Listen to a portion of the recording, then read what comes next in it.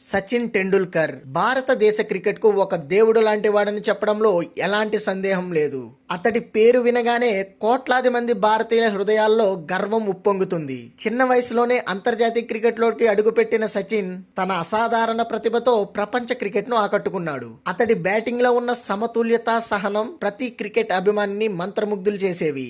అందుకే అతన్ని master blaster అని కూడా పిలుస్తారు. సచిన్ నెలకొల్పిన కొన్ని రికార్డులు ఇప్పటికీ ఎవరికీ అందనివిగా ఉంటాయి.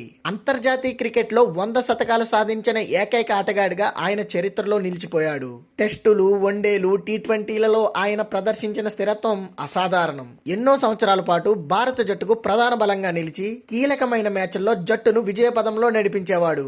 అతడు గొప్ప ప్లేయర్ మాత్రమే కాదు, ఒక ఆదర్శవంతమైన వ్యక్తి కూడా. తన విజయాల మధ్యలోనూ ఎప్పుడూ వినయాన్ని కోల్పోలేదు. ప్రత్యర్థుల పట్ల గౌరవం, జట్టు సభ్యుల పట్ల ప్రేమను చూపించేవాడు. యువ ఆటగాళ్లకు మార్గదర్శకుడిగా నిలిచి వారిలో ఆత్మవిశ్వాసాన్ని నింపేవాడు. అతడి క్రమశిక్షణ, కష్టపడి పనిచేసే స్వభావం అనేక మందికి ప్రేరణగా మారింది.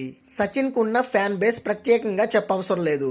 భారతదేశంలోనే కాక ప్రపంచ వ్యాప్తంగా కోట్లాది మంది అభిమానులు సంపాదించుకున్నాడు. అతడు బ్యాటింగ్ చేయడానికి మైదానంలోకి వచ్చినప్పుడు స్టేడియం మొత్తం మారుమోగేది. చాలా మంది అభిమానులు అతన్ని క్రికెట్ కు దేవుడిలా పూజిస్తారు. అతడి ప్రతి పరుగు దేశ గౌరవంతో ముడిపడి ఉంటుంది.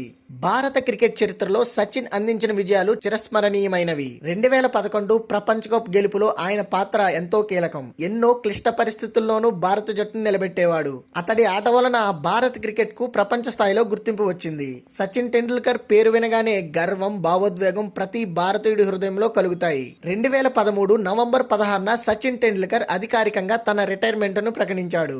ఆ క్షణం భారత క్రికెట్ చరిత్రలో భావోద్వేగభరితమైన మరుపురాని రోజుగా నిలిచిపోయింది.